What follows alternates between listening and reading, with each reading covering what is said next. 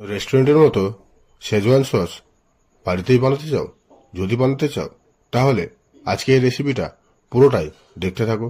আমি কিভাবে schezwan sauce বানাই তোমরাও ঠিক সেইভাবেই ট্রাই করো। চলো আজকে ভিডিও শুরু করা যাক।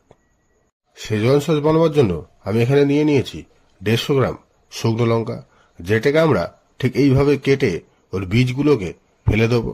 আর তার সঙ্গে নিয়ে নেব 100 গ্রাম মতো কাশ্মীরি লঙ্কা, সেটাকেও ঠিক একইভাবে কাটাকুটি করে ওরও বীজগুলোকে আমরা ফেলে দেব। তারপরে চুলার মধ্যে একটা কড়াই বসিয়ে ওর মধ্যে আমরা পরিমাণ মতো জল দিয়ে দেব।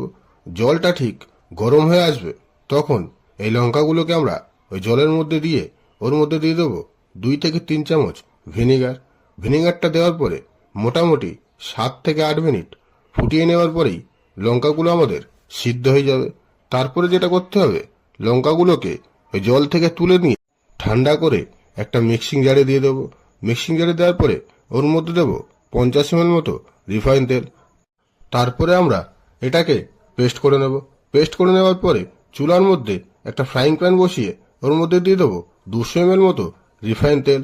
তেলটা দেওয়ার পরে ওর মধ্যেই দেবো 4 থেকে 5 পিস স্টার ইনিশ।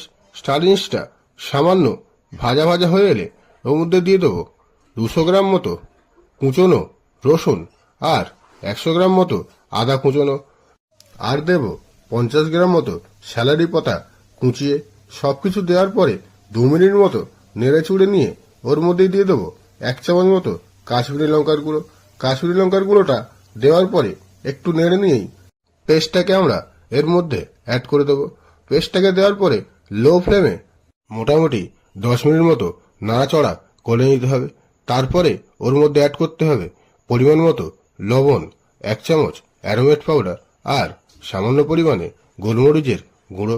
সবকিছু অ্যাড করার পরে আবারও প্রায় 6 থেকে 7 মিনিট নাড়াচড়া করতে হবে।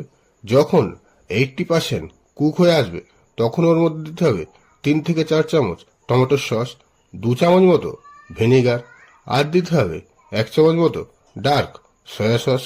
এগুলোকে অ্যাড করে 2 মিনিট মতো নাড়িয়ে চুড়ে নিয়ে ওর মধ্যে দিতে হবে 1 চামচ মতো চিনি, হাফ চামচ শেজওয়ান পাউডার দিয়ে সামান্য নাড়িয়ে নিলে রেডি হয়ে যাবে আমাদের আজকের রেসিপি শেজওয়ান সস।